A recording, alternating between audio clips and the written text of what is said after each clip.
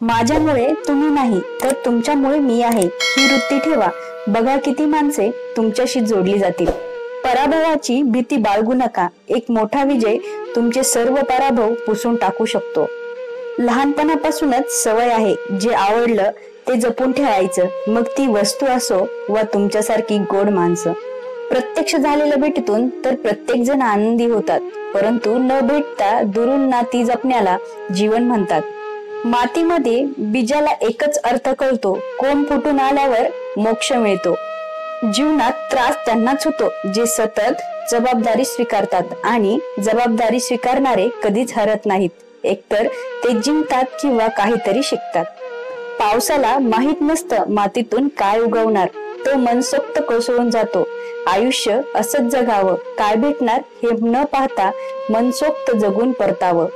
भूक आहे तेवढं खाणं ही प्रकृती, भूक आहे त्यापेक्षा जास्त खाणं ही विकृती, आणि वेळप्रसंगी स्वतः उपाशी राहून दुसऱ्याची भूक भागवणं ही संस्कृती.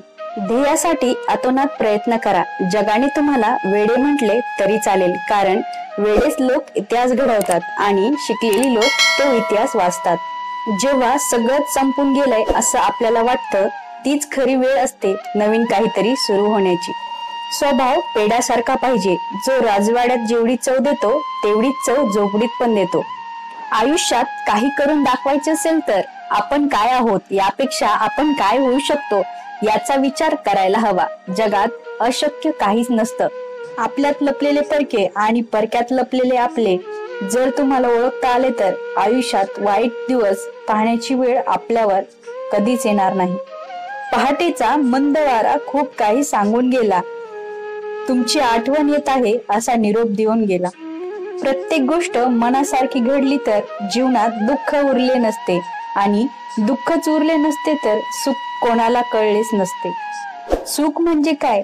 कालच्या दिवसाची खंत नसणे, आजचा दिवस स्वतःच्या मर्जीने जगणे आणि उद्याची चिंता न करणे.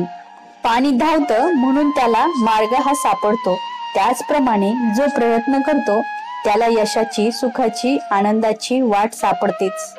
श्रेष्ठ व्यक्ती ही बोलण्यात संयमी पण कार्य करण्यात अग्रेसर असते. डोकं शांत असेल तर निर्णय चुकत नाहीत, आणि भाषा गोड असेल तर माणसं तुटत नाहीत. स्वप्न मोफतच असतात, फक्त त्याचा पाठलाग करताना आयुष्यात बरीच किंमत मोजावी लागते. आपली खरी स्वप्ने तीच आहेत जी आपल्याला रात्री उशिरापर्यंत जागण्यास आणि सकाळी लवकर उठण्यास भाग पाडतात.